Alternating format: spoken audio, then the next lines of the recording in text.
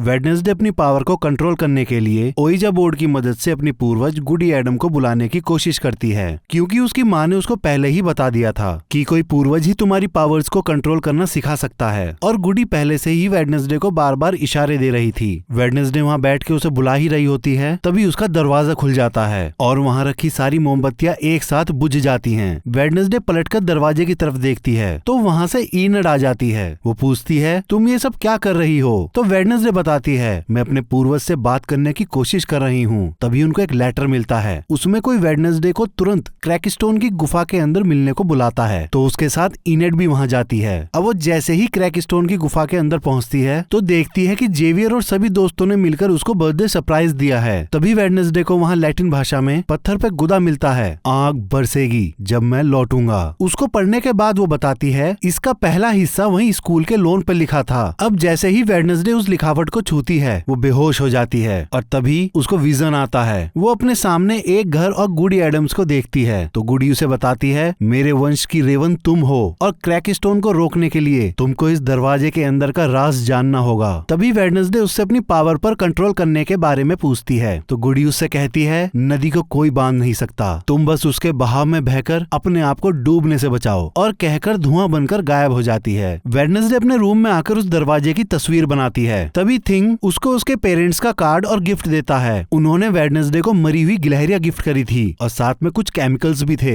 जिनकी मदद से उन गिलहरियों को प्रिजर्व करके रखा जा सके। इनेड भी उसको अपने हाथ से बुना हुआ एक काले रंग का स्कार्फ देती है और उसको दिखाती है कि उसके पास भी सेम पर पिंक कलर का स्कार्फ है। उसको देखकर वेडनेसडे का मुंह खुला रह जाता है। दूसरी तरफ मेयर प्रिंसिपल से अपने बेटे लूकस की डांस वाली रात ब्लड ड्रेन वाली हरकत करने के लिए माफी मांगता है और कहता है स्कूल के लोन पर आग उसने नहीं लगाई। तो प्रिंसिपल उससे आग लगाने वाले को ढूंढने को कहती है। तभी मेयर कहता है, इसमें कहीं ना कहीं आपके स्टूडेंट्स का ही हाथ है। तो प्रिंसिपल अपने स्टूडेंट्स के बेवजह नाम लेने की वजह से मेयर को अपनी फंडिंग रोक देने की धमकी दे देती है। वेडनेसडे उस लोन पर जले हुए मैसेज को देख रही होती है। तभी जेवियर वहां आकर उससे बात करने की कोशिश करता है, पर वेडनेसडे का रवैया देखकर वो वहां से चला जाता है। इधर बियांका मेयर के लड़के के पास आकर उसके हाथ पर बंधे ब्रेसलेट के बारे में पूछती है। लूकस वहाँ सफाई कर रहा होता है, क्योंकि वो सारी जगह लूकस और उसके दोस्तों ने ही ब्लड ड्रेन से गंदी कर दी थी। लूकस उसको बताता है, एक औरत ने उसे दिया, वो मॉर्निंग सॉन्ग ऐप चलाती है। तो बियांका उससे कहती है, वो ऐप बकवास है, उल्टा तुम उस ऐप पर अपने सारे पैसे गवा दोगे। अपनी भलाई चाहते हो तो उस ऐप को डिलीट कर दो। तभी लूकस उससे शहर में मिलने के लिए पूछता है, जहाँ वो कुछ समय साथ बिता सकें और एक दूसरे को समझ सकें। बियांका उसकी बात सुनकर चुपचाप वहाँ से चली जाती है। इधर वेडनेसडे यूजीन के पास आकर अपने बचपन के बर्थडेज के बारे में बताती है कि वो और बच्चों के मुकाबले बर्थडे कितना अलग तरीके से मनाती थी। और वो उससे कहती है कि गुडी ने उससे कहा था कि मुझको अकेले ही रहना होगा। तभी वहाँ उसकी थेरेपिस्ट यूजीन के लिए फूल लेकर आती है। वो वेडनेसडे से पूछती है, तुम फैमिली सेशंस के बाद आई ही नहीं, तुम कहाँ बिजी थी? तो वेडनेसडे उसको बताती है, वो अपनी माँ के साथ कब्र खोदकर अच्छा समय बिता रही थी और साथ ही अपने पापा को जेल जाने से उसने बचाया। तभी थेरेपिस्ट गुडी के बारे में पूछती है। तो वेडनेसडे हैरान होकर उसे बताती है, वो मेरी बहुत दूर की कजन है और कहकर वहाँ से चली जाती है। इधर मेयर को गैरेट गेट्स की बहन का डेथ सर्टिफिकेट मिल जाता है, वो उसने लंदन से मंगाया था। इधर कॉफी शॉप में टाइलर वेडनेसडे से इनेड के गिफ्ट के बारे में पूछता है और कुछ देर बाद वो उससे डिनर डेट के लिए पूछता है और बोलता है वहाँ ना केक होगा और ना कोई सॉन्ग। लेकिन वेडनेसडे उसका कोई जवाब नहीं देती, बल्कि उसको उस गेट की तस्वीर दिखाती है जिसके बारे में गुडी ने उसको बताया था और पूछती है, क्या तुमको इस जगह के बारे में कुछ पता है? तो टाइलर उसे देखकर मना कर देता है। फिर वो जेवियर के पास जाकर वही तस्वीर जेवियर को दिखाकर उस जगह के बारे में पूछती है। तो जेवियर उसी गेट की अपने हाथ से बनी एक तस्वीर उसको दिखाता है। वेडनेसडे वो ड्राइंग देखकर चौंक जाती है। तो जेवियर उसे बताता है, ये गैरेट गेट्स के पुराने बंगले का गेट है और रोज मेरे रास्ते में आता है। वेडनेसडे के पास अब उसकी लोकेशन थी, वो वहाँ पहुँच जाती है। इधर बियांका कॉफी शॉप में बैठी हुई लूकस का बहुत देर से इंतजार कर रही होती है। तभी टाइलर उसको वेडनेसडे का स्कार्फ देकर कहता है, वो यहाँ इसको भूल गई है, क्या तुम वेडनेसडे को दे दोगी? तो बियांका उसको लेकर वहाँ से जाने लगती है। तभी लूकस वहाँ जाता है। वो दोनों एक दूसरे को वहाँ देखकर बहुत खुश होते हैं। वहाँ वो एक दूसरे से सच्चे दिल से बात करते हैं। तो बियांका उससे पूछती है, तुमने हमारी पार्टी को क्यों बर्बाद किया? तो वो बताता है, आउटरीच डे पर जो उसके पिता की बेइज्जती हुई थी वो सब उस गुस्से में हो गया, पर मुझको वो सब करके अच्छा नहीं लगा। इधर वेडनेसडे गैरेट गेट्स के घर पहुँचती है और उसके घर के अंदर जाने लगती है, पर दरवाजे पर किसी का साया देखकर छुप जाती है। तो देखती है कि वहाँ से मेयर निकल रहे हैं और मेयर शेरिफ को कॉल करके बताता है कि उसको खूनी का पता चल गया है और शेरिफ को कॉफी शॉप पे मिलने को कहता है। वेडनेसडे मौका देखकर मेयर की कार की डिग्गी खोलकर वहाँ चुपचाप बैठ जाती है और उसके साथ शहर आ जाती है। मेयर कार से निकलकर जैसे ही शेरिफ से मिलने कॉफी शॉप की तरफ बढ़ता है, तभी एक कार मेयर को टक्कर मारती हुई वहाँ से निकल जाती है। शेरिफ भागता हुआ मेयर के पास पहुँचता है और उसकी हालत देखकर एम्बुलेंस को बुलाने को कहता है। वेडनेसडे भी वहाँ आकर बड़ी हैरानी से उसको देखती है। फिर शेरिफ वेडनेसडे का बयान रिकॉर्ड करता है। वो पूछता है, तुम मेयर की कार में क्या कर रही थी? तो बताती है, मैंने उनको गैरेट के बंगले से बाहर निकलते देखा और फिर मैंने उनको आपसे बात करते हुए सुना, इसलिए मुझे आगे की बात जाननी थी और ये मामला गैरेट की फैमिली से जुड़ा हुआ है। तो शेरिफ कहता है, पर अब सब मर चुके हैं, अब क्या उनका कोई भूत है? तो वेडनेसडे कहती है, हो सकता है। अब ये सारी बात प्रिंसिपल को पता चल जाती है तो वो गुस्से से वेडनेसडे का स्कूल से बाहर जाना बंद करा देती है। तो वेडनेसडे अपने रूम में आकर नोवेल लिखना कंटिन्यू करती है। तभी वहाँ थॉर्नेल आकर उसके हालचाल पूछती है। तो वेडनेसडे कहती है, आप प्रिंसिपल से बता दो मैं अपने डॉर्म में ही हूँ, कहीं नहीं जा रही। तो थॉर्नेल उससे कहती है, तुम पर पाबंदी इसलिए लगाई क्योंकि उनको तुम्हारी चिंता है और उनको डर है इन सब में तुमको कुछ हो ना जाए। तभी वेडनेसडे उनसे पूछती है, लेकिन आप मेरी इतनी चिंता क्यों कर रही हैं? तो थॉर्नेल उनको बताती है, मुझको लगता है तुम और मैं एक ही जैसे हैं। तो वेडनेसडे बड़ी बेरुखी से उनसे कहती है, ऐसा कुछ भी नहीं है और मुझको आपके सहारे की जरूरत ही नहीं है क्योंकि मेरी जिंदगी खराब करने के लिए मेरी माँ और मेरी थेरेपिस्ट ही बहुत हैं। तो थॉर्नेल उसकी बात सुनकर उदास होकर वहाँ से चली जाती है। फिर वेडनेसडे टाइलर को कॉल करके उसके साथ डिनर पर चलने को राजी हो जाती है और रात को वो उसको स्कूल के गेट पर पिकअप करने को कहती है। तभी टाइलर का पिता टाइलर की बात सुनकर उसके पास आकर कहता है, तुमको वेडनेसडे जैसी लड़कियों से दूर रहना चाहिए। टाइलर उनसे पूछता है, जैसे का मतलब? आप मेरी माँ जैसे की बात कर रहे हैं? तो शेरिफ उसके एकदम नजदीक आकर उससे कहता है, मुझको मेयर को देखने जाना है। तभी टाइलर उनसे सवाल करता है, क्या आपने कभी मेरी माँ से प्यार भी किया था? उसका पिता कुछ पल ठहर कर कहता है, इतना कि तुम सोच भी नहीं सकते, और कहकर वहाँ से चला जाता है। वेडनेसडे अपने बर्थडे का बहाना बनाकर इनेड को अपने साथ चलने के लिए मना लेती है। तो इनेड उसको स्कार्फ देकर कहती है, तुम इसको शहर भुलाई थी, अब बियंका इसको ले आई, इसको पहन कर चलते हैं। अब दोनों टाइलर की कार में बैठ जाते हैं। इनेड और टाइलर एक दूसरे को देखकर पूछते हैं कि ये साथ क्यों हैं? तभी वेडनेसडे उन दोनों से कहती है, प्लान में कुछ चेंज है, और उनको लेकर सीधा गैरेट के बंगले पर पहुंच जाती है।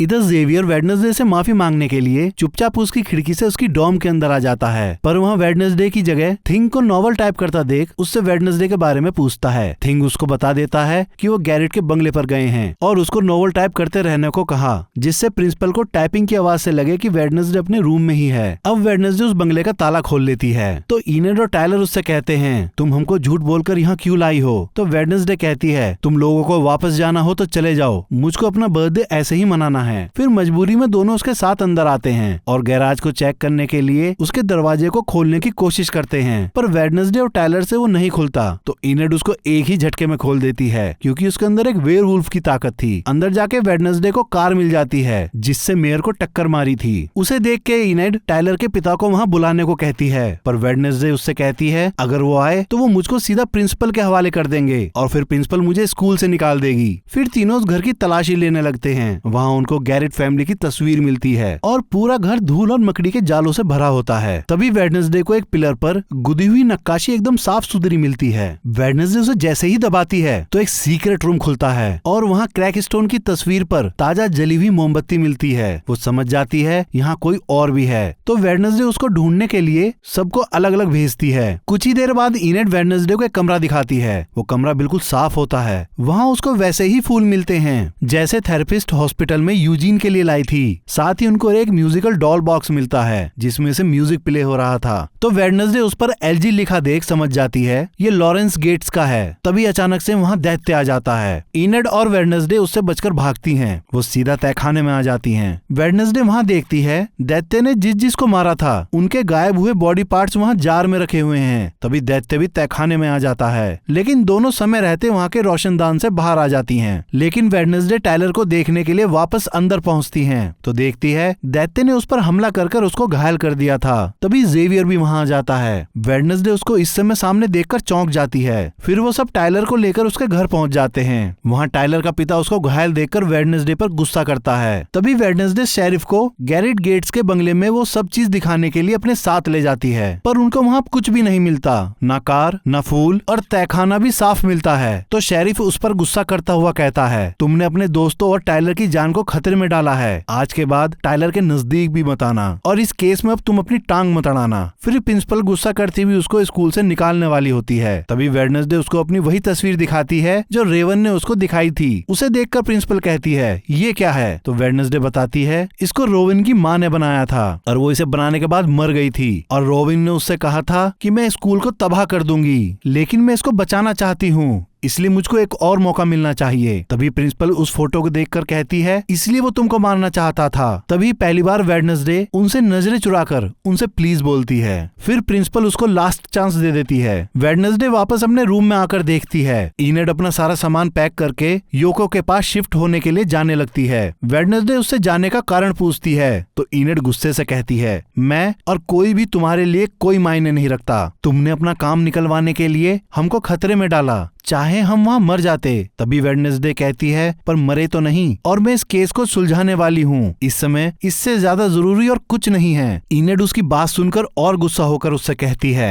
मैंने अपनी तरफ से पूरी दोस्ती निभाई, लोगों को समझाया कि तुम पागल नहीं बस थोड़ी सी शर्मीली हो। उसकी बात सुनकर वेडनेसडे कहती है मैंने ये सब तुमसे करने या कहने को कभी नहीं कहा। तो इनेड उस पर चिल्लाती हुई कहती है दोस्तों से कहने की जरूरत नहीं होती, वो खुद कर देते हैं, और कहकर अपना सामान लेकर वहाँ से चली जाती है। वेडनेसडे अपनी डॉर्म में अकेली रह जाती है और वो फिर खिड़की के पास बैठ जाती है। पहली बार उसको अच्छा फील नहीं होता क्योंकि वो कहीं ना कहीं इनेड की परवाह करने लगी थी। फिर वो उस म्यूजिकल डॉल बॉक्स को फिर से चेक करती है, तभी उसमें से उसको उसी की ताजा खिंची तस्वीरें मिलती हैं। ये बात उसको सोचने पर मजबूर कर देती है और फिर वो सभी कड़ियों को जोड़ने की कोशिश करती है कि वो तो दैत्य को ढूंढ रही है लेकिन कोई है जो उस पे नजर रखे हुए था। इन्हीं सब में कोई हॉस्पिटल जाकर मेयर की ऑक्सीजन पाइप को हटाकर उसे मार डालता है और ये एपिसोड यहीं खत्म हो जाता है।